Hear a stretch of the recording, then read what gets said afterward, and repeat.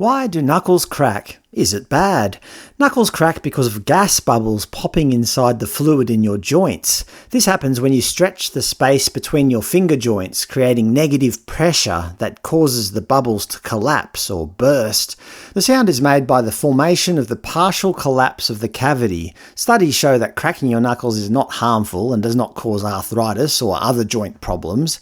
However, some people may find it annoying or unpleasant to hear. It may also cause some temporary swelling or reduced grip strength if done too often or too vigorously.